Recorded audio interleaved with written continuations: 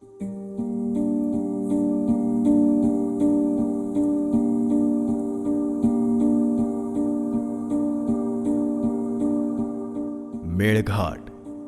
महाराष्ट्र राज्याचे जैवविविधतेचे भांडार. महाराष्ट्रातील अमरावती जिल्ह्याच्या उत्तरेकडे सातपुडा पर्वतरांगा आहेत आणि त्या पलीकडेही मध्य प्रदेश हे राज्य आहे. महाराष्ट्र आणि मध्य प्रदेश यांचा मेळ घालणारा घाट म्हणजेच मेळघाट. व्याघ्र प्रकल्प या कारणाने हा प्रदेश सर्वांनाच परिचित आहे. मेळघाटातच चिखलदरा, इथे उगम पावणाऱ्या आणि याच प्रदेशात वाहणाऱ्या गडगा आणि सिपना या नद्या येथील जीवनदायिनी आहेत. अनेक गावे सुजलाम सुफलाम करीत त्यांच्या दैनंदिन गरजा भागवत शेवटी धारणी तालुक्यातील तापी नदीत या विसर्जित होतात. मेळघाट हा महाराष्ट्रातील एकमेव व्याघ्र प्रकल्प असून येथील जंगलात प्रामुख्याने वाघ, बिबळे, कृष्णमृग तसेच घुबड, सर्पगरुड यांसारख्या श्वापदांचे संरक्षण केले जाते. या राष्ट्रीय उद्यानाबरोबरच चिखलदरा यांसारखे थंड हवेचे ठिकाण, तसेच धरण, सरकारी उद्यान, धबधबे, संग्रहालय आणि विविध प्रेक्षणीय पॉइंट यांसारख्या बऱ्याच प्रेक्षणीय स्थानांमुळे हा प्रदेश पर्यटन स्थळ म्हणून ओळखला जाऊ लागला. देशी विदेशी पर्यटकांसाठी इथे अनेक प्रकारची दर्जेदार हॉटेल्स, कॉटेजेस आणि उपहारगृहे यांची सुविधा आहे. अशा जैवविविधता आणि आकर्षक पर्यटन स्थळ ठरलेल्या या प्रदेशाची दुसरी बाजू म्हणजेच या परिसरातील समाजातील कमालीची गरिबी. अर्थार्जन माहिती नसल्याने येथील समाजात कुपोषणाचे प्रस्थ बऱ्याच प्रमाणात आढळते. शिक्षणाचे महत्त्व आणि शिक्षण संस्थेचा अभाव यामुळे येथील लोकांमध्ये निरक्षरतेचे प्रमाण हे अधिक आहे. हा विभाग खूपच मागासलेला होता. रहदारीची व्यवस्था म्हणाल तर काही ठिकाणी जाण्यासाठी रस्तेच नाहीत आणि असले तरी ते अगदीच खराब अवस्थेतील असे. आरोग्य सुविधांचा अभाव असलेला, अंधश्रद्धेने पछाडलेला. मेरा नाम है रामलाल कालमा डिकार. ये रास्ता भी पूरा खराब है, रोड वगैरह भी बराबर नहीं है और दवाखाने में भी जाएंगे तो बैलगाड़ी से जाना पड़ता, साधन नहीं है यहाँ पे, बैलगाड़ी से जाना पड़ता. विजेची इतकी कमतरता की एका वेळी संपूर्ण गावात एकच बल्ब जळत असेल. या सर्व समस्यांचे निर्मूलन कसे करावे याबाबतीत विचार करता नागरिकांना सुशिक्षित करून त्यांच्या सहाय्याने सतत विकास आणि रोजगार निर्मिती करून गावाचा सर्वांगीण विकास साधता येऊ शकतो, हे श्री नानासाहेब भिसे आणि त्यांच्या अर्धांगिनी कवयित्री इंदुमती भिसे, अर्थातच आपली आई, या दाम्पत्यांनी त्या कामाचा ध्यास घेतला.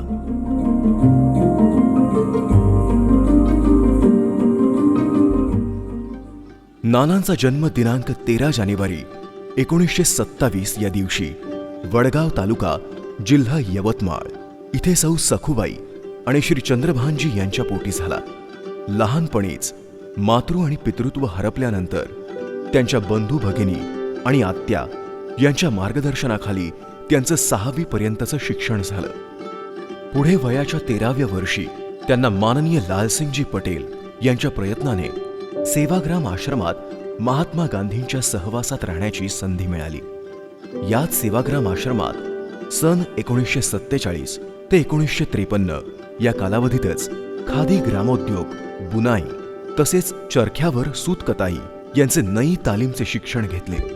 सोबतच विनोबा भावे यांच्या सहवासात पवनार आश्रमात भूदान चळवळीचे बाळकडूही मिळाले आणि याच जडणघडणीतून दादासाहेब नाईक, गोविंदराव देशपांडे, थावडे गुरुजी, मामासाहेब क्षीरसागर, प्रभाकर पंत कोरेगावकर यांच्या मदतीने ते सन 1954 ते 1957 या साली भूदान चळवळीत सामील झाले. नाना गांधीवादी व्यक्तिमत्व म्हणून प्रसिद्धी होते. त्याचबरोबर सर्वोदयवादी चळवळीमध्ये नानांचा एक सक्रिय सहभाग राहिलेला आपल्याला दिसून येतो.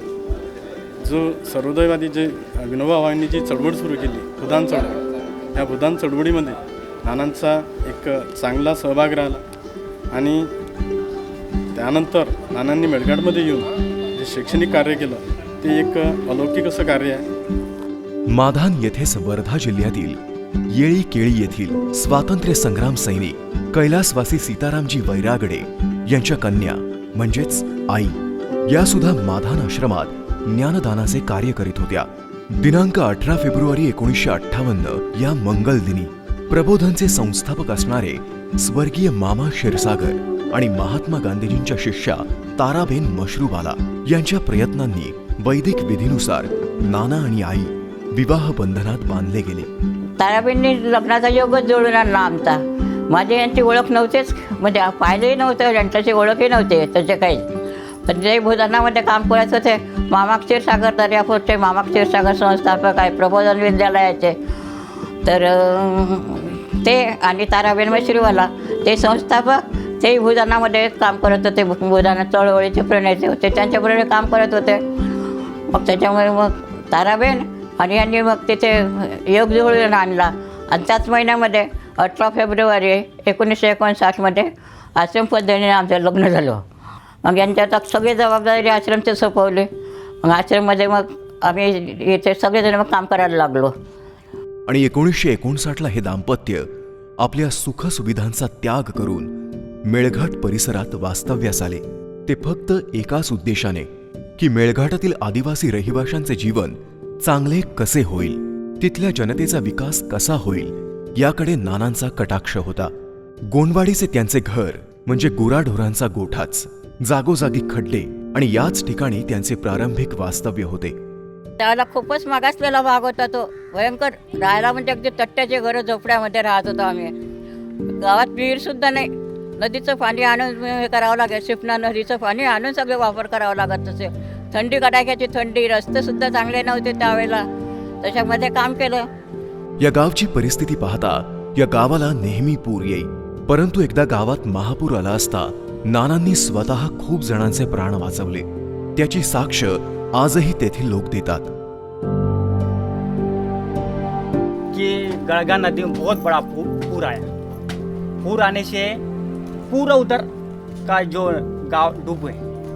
डूबने के बाद नाना विजय साहब ने बोला चल अपन इधर जो पानी नहीं उधर अपन चले जाएंगे ना. वो साल गणपति बिठाया था उसने, तो गणपति भी वो पूर में डूब गया. पूरा लोग इधर आ गए दूसरे ये रोड पे. उसने वो मंत्री साहब के द्वारा उसने जो कलेक्टर मैडम को यहाँ पे लाया, फिर सब गांव को जमा किया.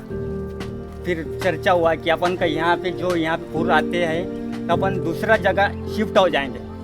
गावांच्या पुनर्वसनाचे काम त्यांनी केले. नशामुक्तीसाठी मोठ्या प्रमाणात प्रयत्न केला. यासाठी त्यांना भरपूर विरोधही सहन करावा लागला. महिला संरक्षण, गावची व्यवहार पद्धती सुधारणे आणि गरिबांचे सर्व प्रकारचे शोषण मुळातूनच थांबवले. गावातील सर्वात मोठी अडचण म्हणजे रहदारीचा मार्ग, जो की नदी ओलांडून पार करावा लागत असे. यासाठी नानांनी सरकारचा पाठपुरावा करून त्यासाठी आर्थिक मदत खेचून आणली आणि लोकांच्या मदतीने स्वकर्माने गोंडवाडी ते धुळघाट हा पूल बांधण्याचे कार्य पूर्ण केले. नानांच्या सर्व कामांमुळे आदिवासी लोकांचा त्यांच्यावर विश्वास बसला.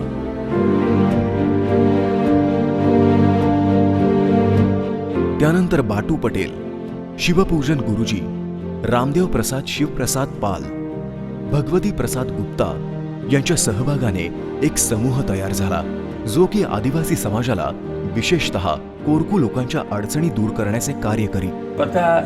कसा काय त्याग करत अलीकडे आपण जरा जरा गोष्टी करता पण मानतो, मला ते पद पाहिजे हे पाहिजे, पण यांनी स्वतःहून नेहमी करता.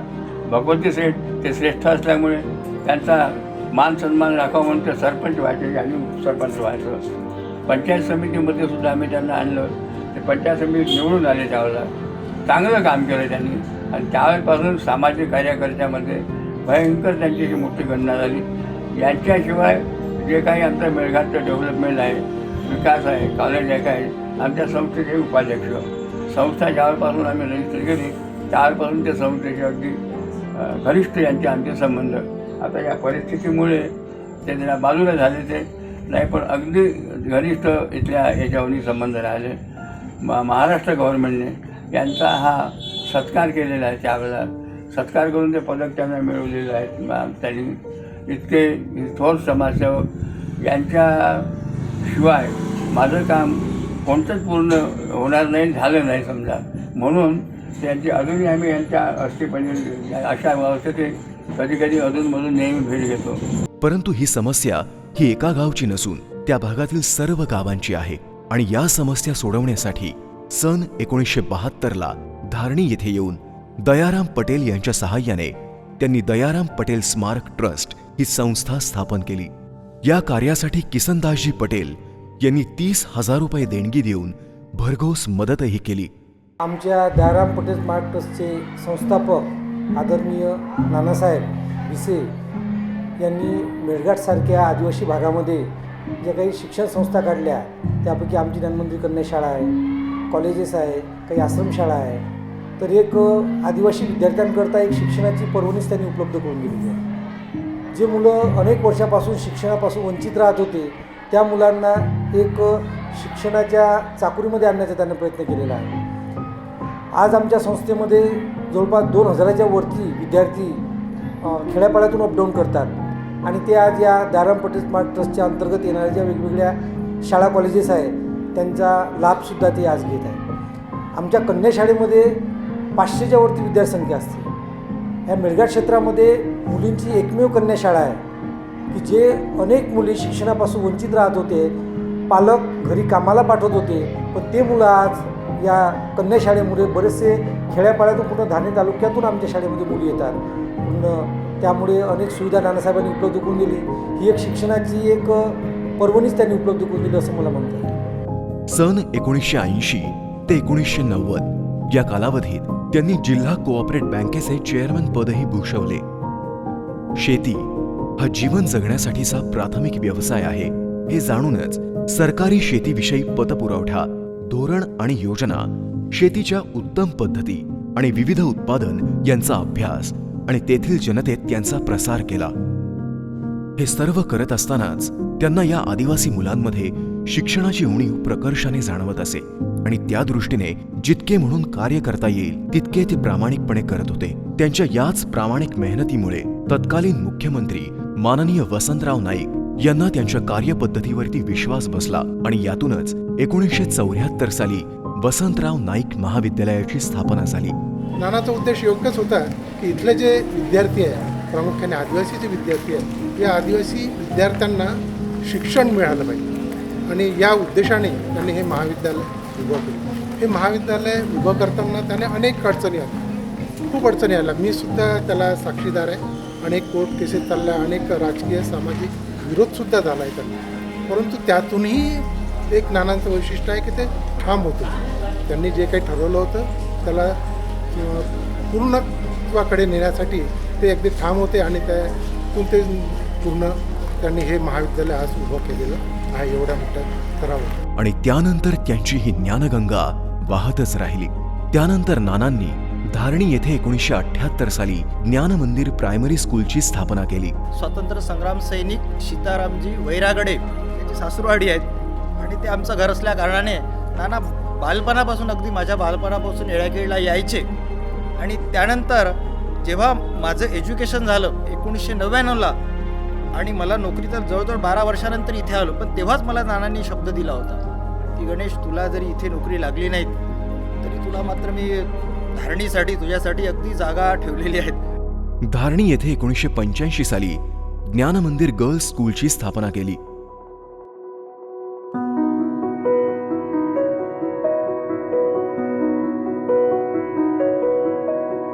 दुनी येथे 1985 साली ज्ञान मंदिर हाईस्कूलची स्थापना केली. तो नाना का एक जीवन ऐसा रहा, प्रयत्न किया और यहाँ समझ लो ये प्रयत्न ये किया नाना साहब ने कि ये जो कॉलेज है आज, ये सिर्फ नाना साहब के प्रयत्न की देन है. समझ लो पटेल साहब वगैरह उस समय उन्होंने रहे और ये दयाराम पटेल ट्रस्ट की स्थापना हुई. यहाँ राम पटेल उसके यानी यहाँ पर वीपी नाइक साहब आए थे, उनके यहाँ पर ये हुआ, कॉलेज खुला और कॉलेज खुलने के बाद में हमारे यहाँ पर ये समझ लो ये ज्ञान का भंडार शुरू हुआ. नाना साहब का नाम है ज्ञानेश्वर. ज्ञानेश्वर का अर्थ होता है ज्ञान प्लस ईश्वर, यानी ज्ञान यानी इल्म का देवता, ज्ञान का एक देवता. ऐसा नाना साहब को योग इतना उसमें सरस्वती प्रसन्न रही कि आज हमारे क्षेत्र में आज अगर आप देखेंगे तो नाना साहब का इतना योगदान रहा कि आज आपको जो दूनी में, जाखरदा में, और धारनी में जो कॉलेज है और एक हॉस्टल है, ये बहुत उनका सेवा का एक परिश्रम रहा कि यहाँ पर एक इतना फल मिला कि हमारे यहाँ के कई लड़के यहाँ से निकल के डॉक्टर बने, इंजीनियर बने, बैरिस्टर बने। हमारे यहाँ का धारनी का एक स्टूडेंट, यहाँ का विद्यार्थी एक यहाँ से निकल कर अभी आज लंदन में है, वो बड़े बड़े क्षेत्र में आज बिजनेसमैन हुए।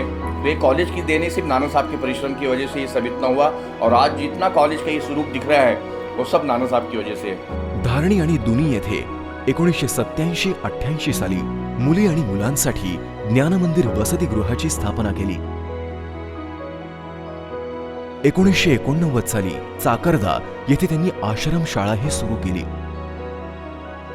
धारणी येथे 2014 साली अब्दुल वहीद शेख या जूनियर कॉलेजची स्थापना केली। मैं आपको बताना चाहती हूँ कि 2014 से नाना साहब बीसे ने अब्दुल वाहिद शेख उर्दू जूनियर कॉलेज की इब्तिदा की और अपने ख़ास दोस्त का नाम इस कॉलेज को दिया। मेलघाट में ये पहला उर्दू कॉलेज है जिससे हम लड़कियों को बहुत फ़ायदा हासिल हुआ। हम लड़कियाँ 10वीं के बाद 11वीं और 12वीं की तालीम उर्दू से हासिल नहीं कर पा रही थी, लेकिन नाना साहब की मेहनत और जद्दोजहद की वजह से हम ये फ़ायदा हासिल कर रहे हैं और तालीम को मेलघाट में ही हासिल कर रहे हैं। नाना साहब जैसी शख्सियत ने तालीम के मैदान में अपना काम बाखूबी निभाया है, इसलिए मैं नाना साहब की शुक्रगुजार। सन 2011 आणि 12 या काळात त्यांनी गावोगावी वीज पुरवठा व्हावा म्हणून अनेक वेळा आंदोलने केली। नाना ने हमने मिलकर यहाँ पर इलेक्ट्रिक का बहुत बड़ा प्रॉब्लम था मेलघाट में, उसके लिए हम लोगों ने सतत 10 साल प्रयास किया और उसका आज ये परिणाम है कि मेलघाट में इलेक्ट्रिक का प्रॉब्लम सॉल्व हो गया है और बड़ी लाइन आ गई है एमपी से और सब प्रॉब्लम आज सॉल्व हो गया। उससे आज यहाँ का जो काश्तकार है और जनरल पब्लिक है सब लाभान्वित हो गए। कोणे काळी शिक्षणाचा गंधही नसलेल्या या गावात आज मुलं परिपूर्ण शिक्षण घेत आहेत। शिक्षणाचे महत्त्व माहिती नसणारी मुलं आज शालेय गणवेश परिधान करणे, स्वतःचे दप्तर स्वतः भरणे, डबा घेणे आणि आरशात पाहून शिस्तबद्ध आवरणे या आनंदात हरपून गेली आहेत। शिक्षणाची ही ओढ आणि आनंद नानांनी त्यांच्या जीवनात आणला। नाना का हमारा बहुत पुराना संबंध है, 60 साल से करीब हम छोटे छोटे थे तब से नाना के साथ में। नाना का इस मेलघाट में सामाजिक, शैक्षणिक और अदर दूसरे सभी एक्टिविटीज में बहुत बड़ा योगदान है। नाना के योगदान की वजह से आज मेलघाट में बच्चा पढ़ के बड़े बड़े पोस्ट पर पहुंच गया है। नाना की मेहनत जो है, आज वो जो एक छोटा सा वृक्ष लगाया था आज बहुत बड़ा वृक्ष बन गया है।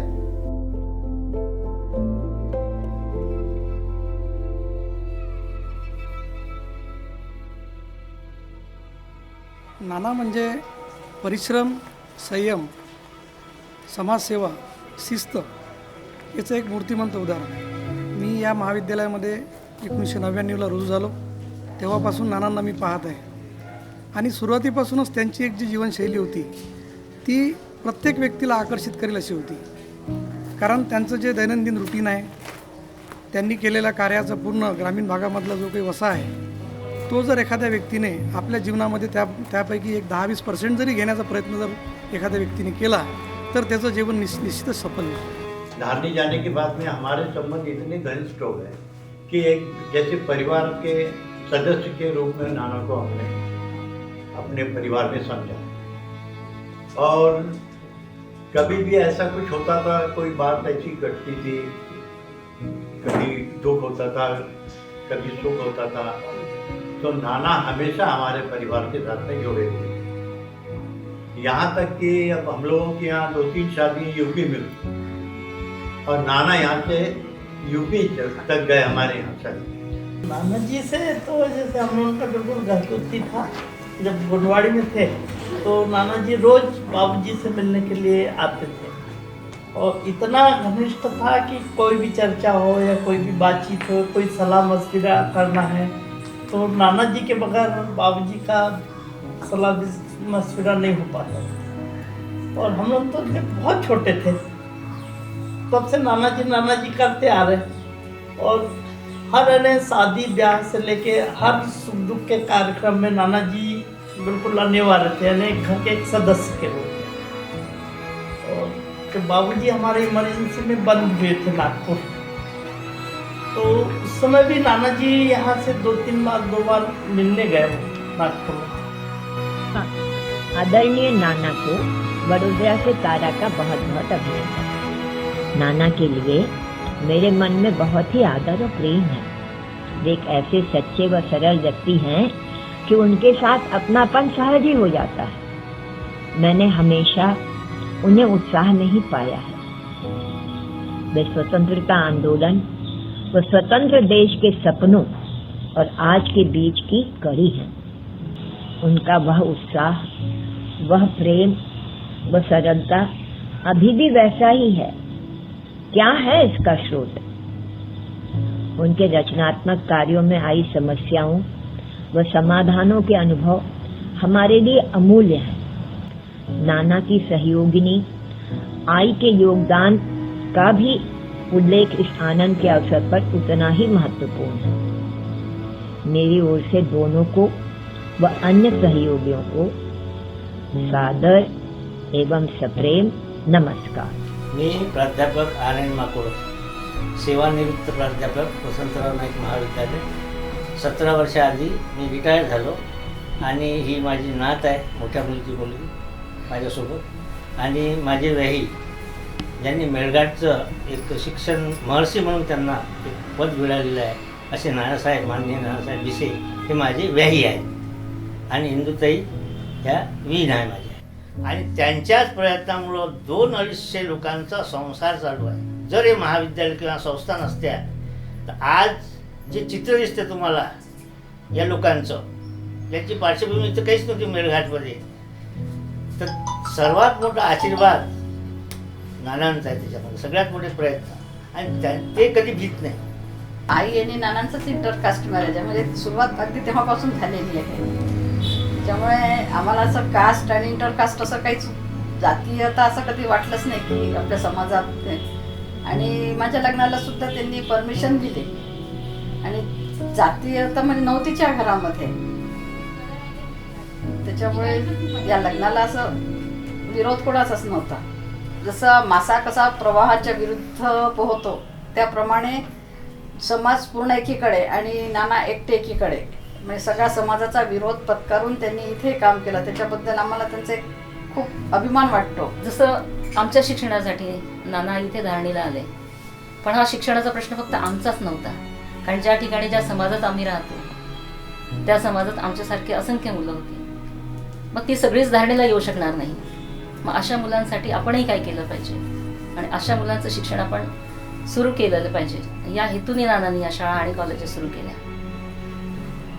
त्यामुळे एक मोठं शिक्षणाचं काम नानांनी केलं आहे, आणि मला एक खूप अभिमान आहे या गोष्टीचा की या कामामध्ये मी ॲक्टिव्हली पार्टिसिपेट करू शकते, हे मला फार चांगलं वाटतं। नाना म्हणजे आमच्यासाठी नेहमीच मार्गदर्शक राहिलेले आहे। घरामध्ये कोणताही काही अडचणी असल्या किंवा समस्या असल्या तर त्याच्यातून मार्ग दाखवण्याचं काम नेहमी नानांनीच केलेलं आहे आमच्यासाठी। आणि त्याचप्रमाणे नाना एकदम म्हणजे आधुनिक विचाराचे आहे। कधीच मला त्यांनी असं म्हटलं नाही की डोक्यावर पदर घ्या किंवा कोणी जसं रूढी परंपरेनुसार वागलंच पाहिजे असं काही नाही आहे। आधुनिक विचाराचे असल्यामुळे त्यांनी मला म्हणजे तू कोणत्याही प्रकारचा ड्रेस घालू शकते, सलवार सूट, साडी, साड्यात आपण घालतोच, पण सलवार सूट वगैरे असं कोणत्याच प्रकारचं बंधन त्यांनी आम्हाला माझ्यावर टाकलेलं नाही। इथं तर जुन्या काळी असं लोकांना असं वाटत होतं की इथं शिक्षण वगैरे लोकांनी घेतलं नाही पाहिजे विद्यार्थ्यांनी, कारण की विद्यार्थी समजा शिकले तर आपला काही व्यवसाय चालला नाही, त्यामुळे गावात लोकल विशेषतः लोकलमध्ये प्रचंड विरोध झाला तेव्हा। पण हळूहळू पण नानाने आपलं कार्य तेव्हा सुरू ठेवलं, नाना डगमगले नाही आणि कार्य सुरू ठेवलं। Nana is a Melghat tiger. We literally call him that. It's his presence that he lives up to the moniker. One thing that really stands out to me is his appreciation for the modern music, even when he's very fond of classical music. Breaking all the old man stereotypes, he's very progressive in his thought, and his ideologies have influenced us positively, all of us in the family. I'm really lucky to have him. He's the most selfless person I think I'll ever see in my life. He's true inspiration to me and all our future generations. I'm super duper proud to be his granddaughter. He is inspiration for every single person on planet. He is at utmost important for me. त्यांना पाहून मी काय पूर्ण Melghat inspiration घेते आहे आणि त्याचंच इन्स्पिरेशनचा एक भाग म्हणून त्यांची मला इन्स्पायर करायची जी पद्धत आहे ती थोडीशी वेगळी होती. लोक तुम्हाला मोटिवेट करतात, प्रोत्साहन देतात चांगलं बोलून, पण नानांनी जेव्हाही मला इन्स्पिरेशन दिलं ते मला क्रिटिसाइज करून दिलं. ते नेहमी मला टोकत राहिले, तू हे करू शकत नाही, तू ते करू शकत नाही. आणि ती जिद्द नेहमी येत जाते की ते तुम्हाला डॉमिनेट करत जातात, तुम्हाला सांगत जातात की तू हे करू शकणार नाही, तू हे करणार नाही, तू खोबरा विकशील, तू अजून काय XYZ करशील, पण तू सक्सेसफुल होणार नाही. आणि ते अशा पद्धतीने ते आमच्यातून करवून घेत होते, आम्हाला क्रिटिसाइज करायचे आणि क्रिटिसिझम मधून ते आमच्यातून सक्सेस घडवून आणायचे. आता वयाच्या 96व्या वर्षी वयोमाना परत्वे हा संपूर्ण वारसा त्यांनी त्यांच्या मुलांकडे सोपवला आणि मुलं सुद्धा निस्वार्थीपणे हा पुढे चालवत आहेत. नाना, तुमचे हे आम्हावरी ऋण कसे फेडावे न कळे अजून. जणू त्या ऋणामध्येच राहून जीवन करावे तुम्हा अर्पण. तुम्ही झेलले वादळ वारे अन फुलविले हे नंदनवन. पवित्र तुमच्या चरणी विनम्र हे अभिवादन, विनम्र हे अभिवादन.